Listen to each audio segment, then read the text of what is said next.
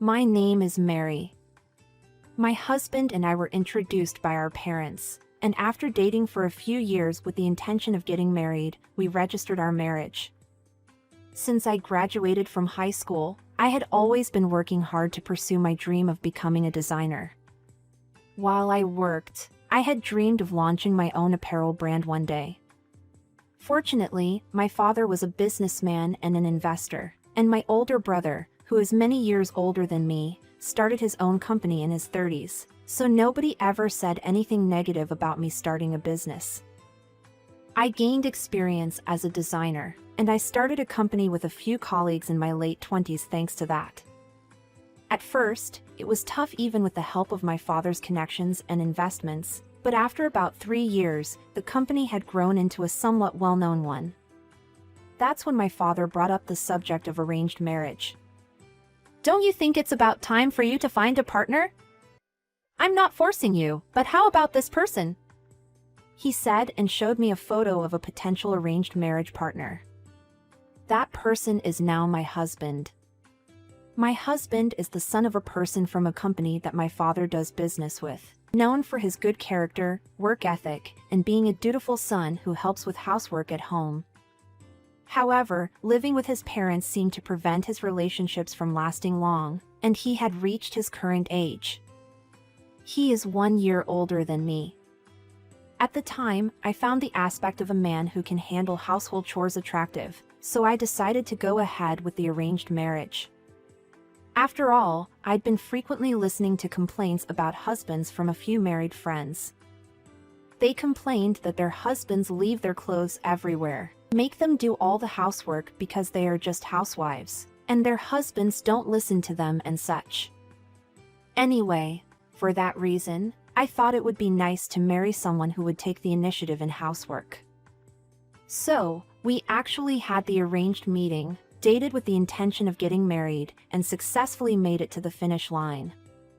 Even after we started our married life, my husband remained the same, sharing the household chores. When I was not feeling well, he often kindly took over everything. This may be just one of the ordinary scenes in a household, but I was really happy to be able to appreciate this happiness.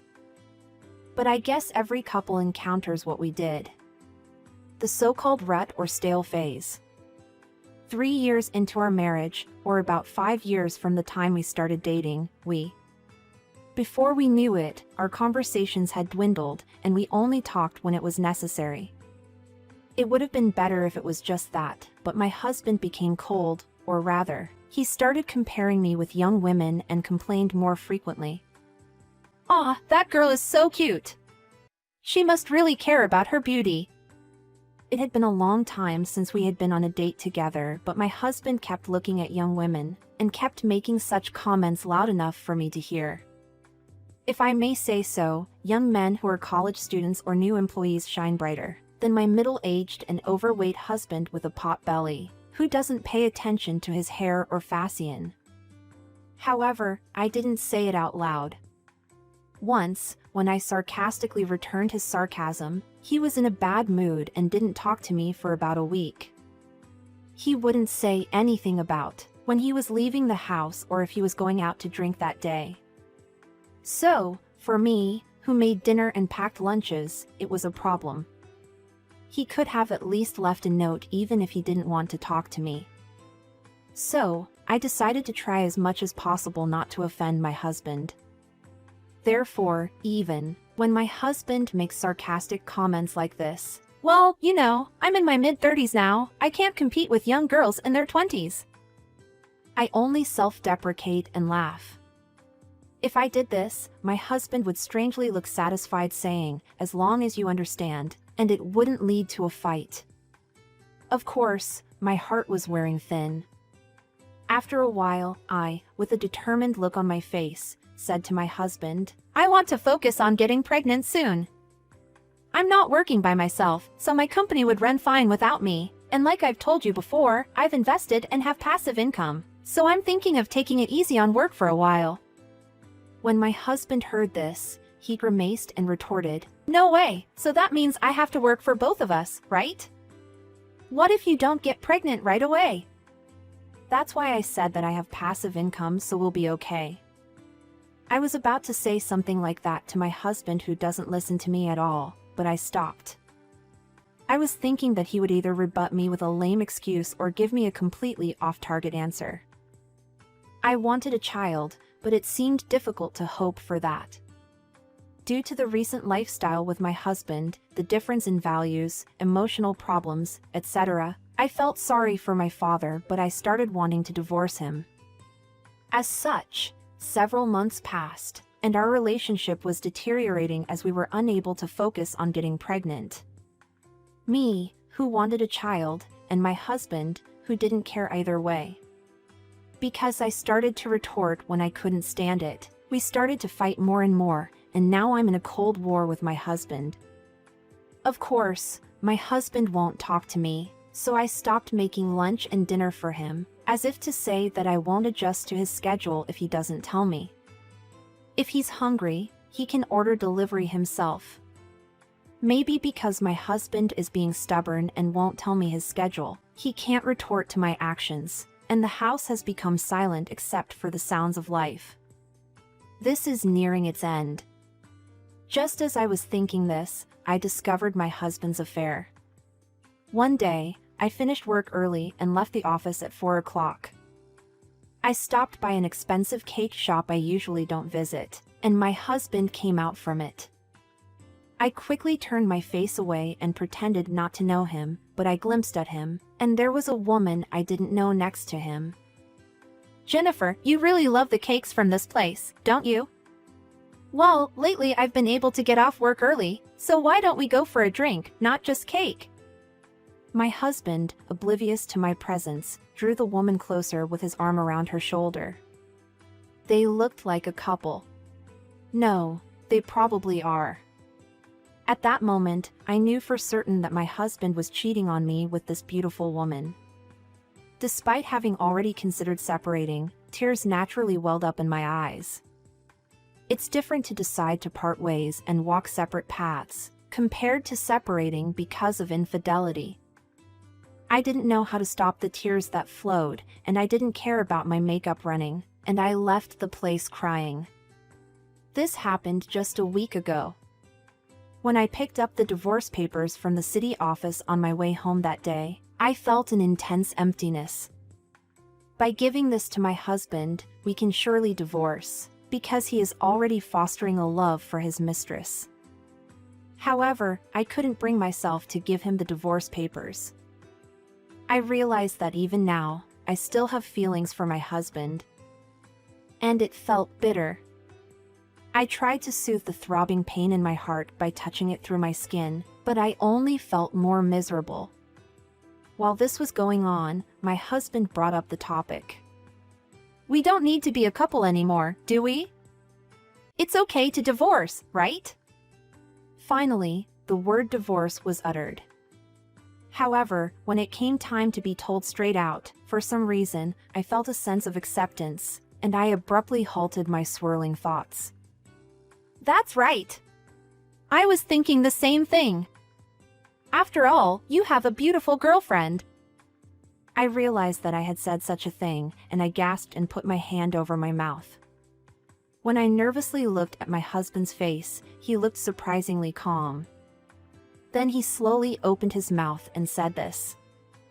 "Why didn't you tell me if you knew? Well, this makes it easier to proceed with the divorce, and I've already prepared the divorce papers, so just write your part."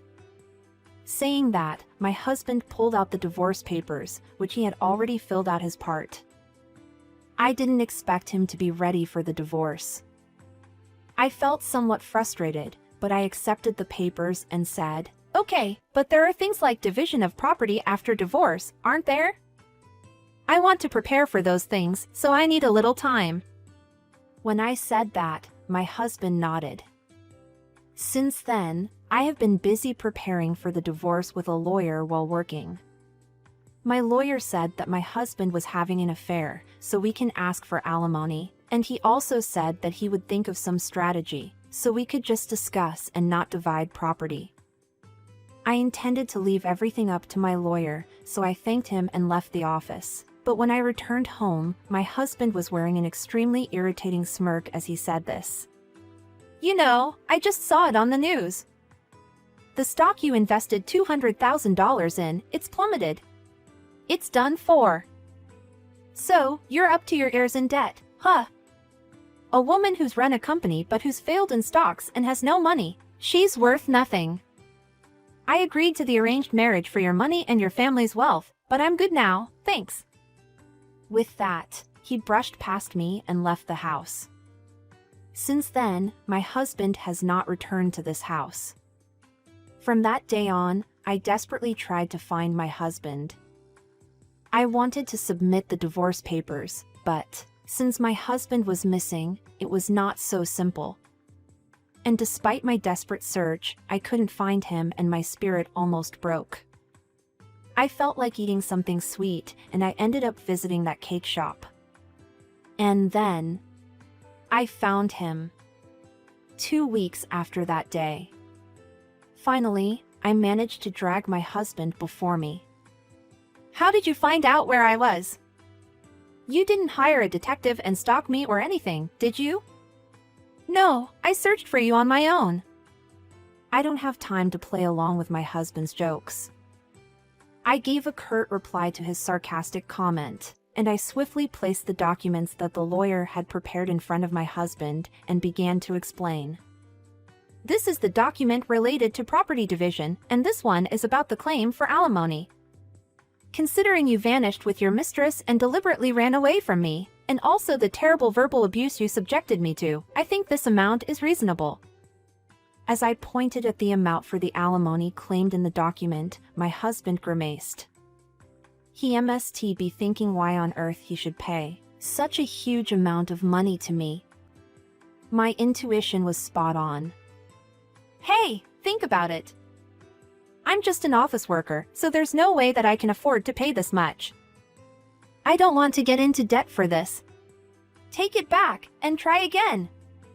With that, he threw the documents on the floor. But at that moment, there was a knock on the door in the room. My husband looked puzzled, asking who is it. But when I responded, a certain person appeared.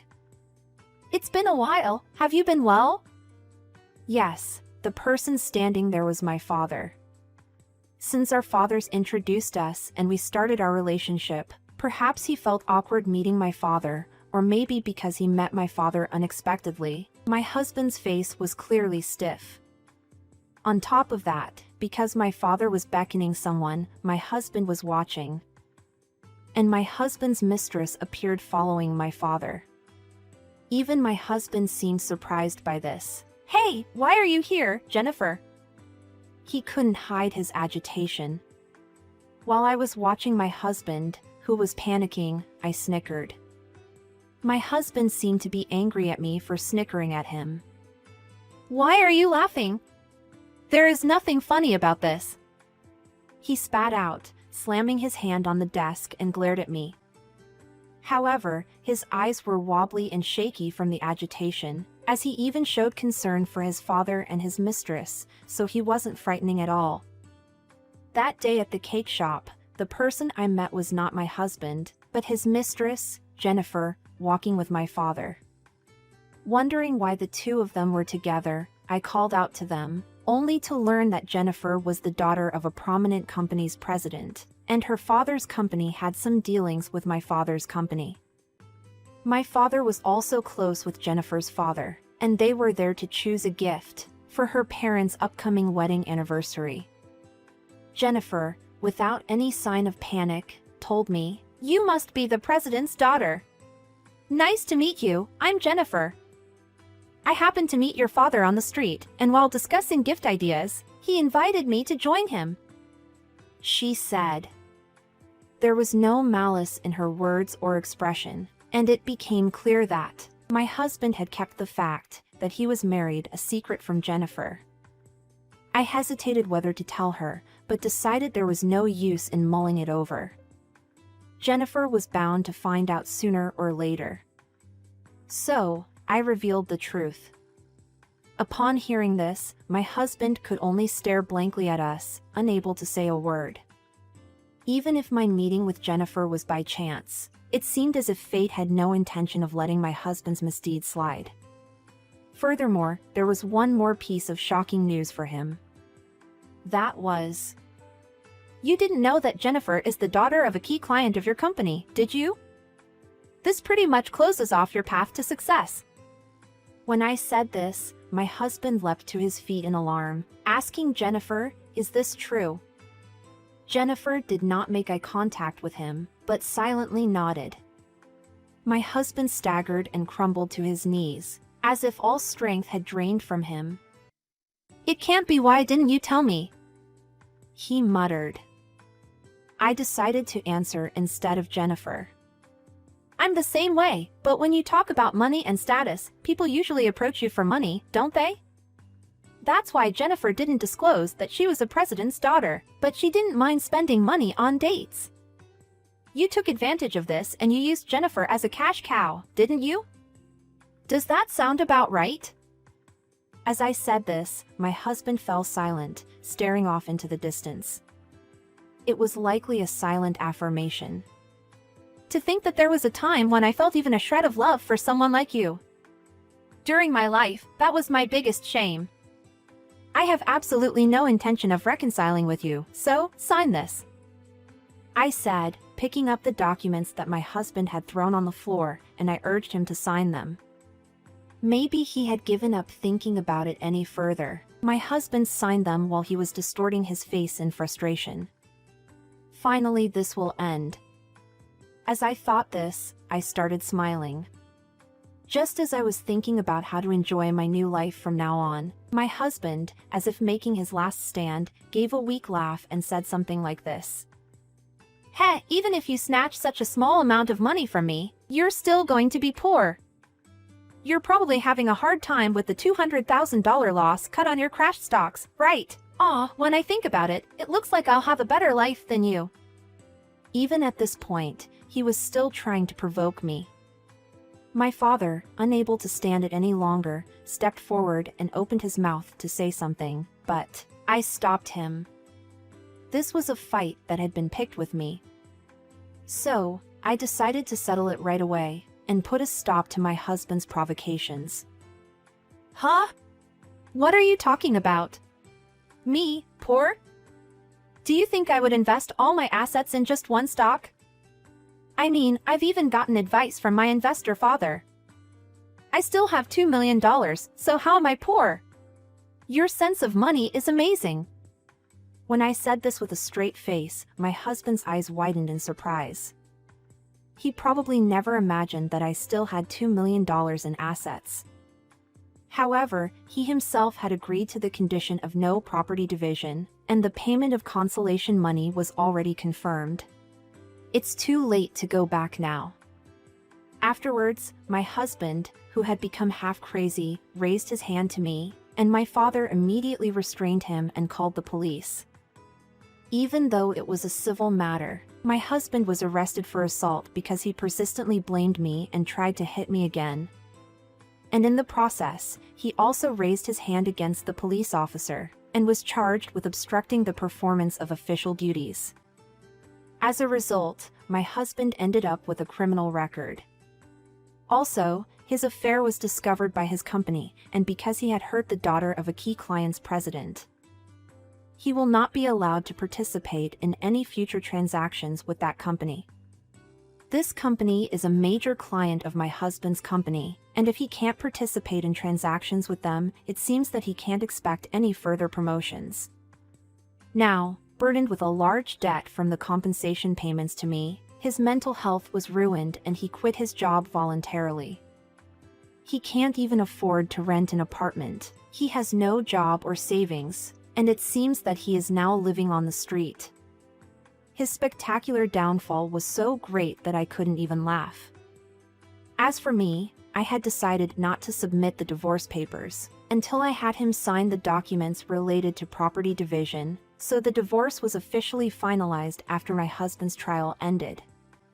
Now that we're divorced, he is my ex-husband and he is nothing more than a stranger. Whether he's living on the streets or buried in debt, honestly, I don't care. For now, I'm focusing on my work without getting remarried, and I'm hoping to grow my company more and eventually make my company's name known throughout the country.